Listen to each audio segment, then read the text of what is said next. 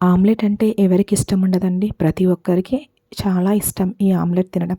కానీ ఆ ఆమ్లెట్ ఎలా చేస్తే మనకి ఫ్లఫీగా వస్తుంది, తింటే యమ్మీగా ఉండాలి, అలాగే చూడడానికి కూడా చాలా బాగుండాలి. అది ఎలాగో చిన్న చిన్న టిప్స్ ఫాలో అవుతూ చేసుకుంటే సరిపోతుంది.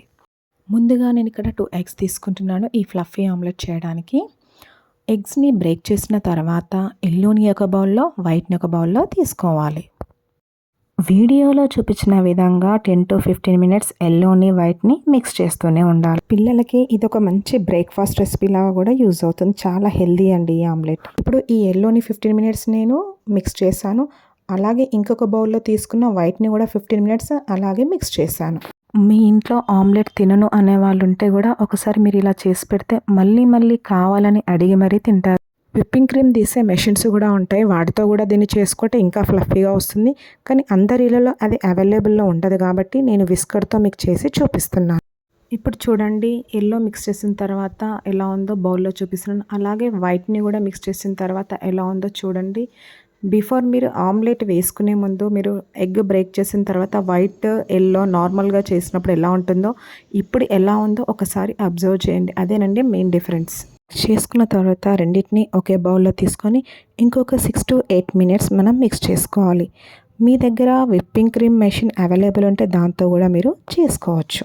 ఫ్లఫీ ఆమ్లెట్ చేసుకోవడానికి మెయిన్ ప్రాసెస్, మెయిన్ టిప్ ఇదేనండి. ఇలా మనం మిక్స్ చేసుకున్న తర్వాత చూడ్డానికి చూడండి ఎలా ఉంది. చాలా అంటే చాలా బాగుంది. మీరు కూడా అలా వచ్చే వరకు మిక్స్ చేయండి.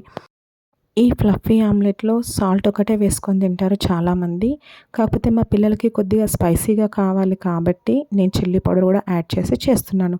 మీరు మీ టేస్ట్‌కి తగ్గట్టుగా చేసుకోండి. స్టవ్ పైన ఒక పాన్ పెట్టుకొని ఆ పాన్ కాస్త హీట్ అయిన తర్వాత 1 టీ స్పూన్ ఆయిల్ యాడ్ చేసుకోవాలి. ఈ ఆయిల్ కూడా కాస్త హీట్ అయిన తర్వాత ముందుగా మనం ప్రిపేర్ చేసుకున్న ఎగ్ మిక్స్‌ని ఈ పాన్‌లో వేసుకోవాలి. మనం పాన్‌లో పోసేప్పుడే చూడండి బబుల్స్ లాగా ఎలా పైకొస్తుందో చూడండి ఎగ్ మిక్స్ ఇది.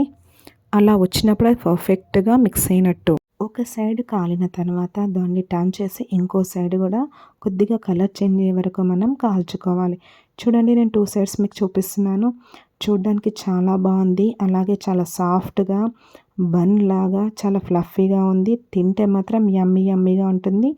మీకు ఈ నా ఫ్లఫీ ఆమ్లెట్ నచ్చిందని అనుకుంటున్నాను. ఈ వీడియో చూడగానే మాత్రం లైక్ చేయండి. మన ఛానల్ని సబ్స్క్రైబ్ చేయడం మర్చిపోవద్దు. అలాగే బెల్ ఐకాన్ని ప్రెస్ చేయడం మర్చిపోకండి.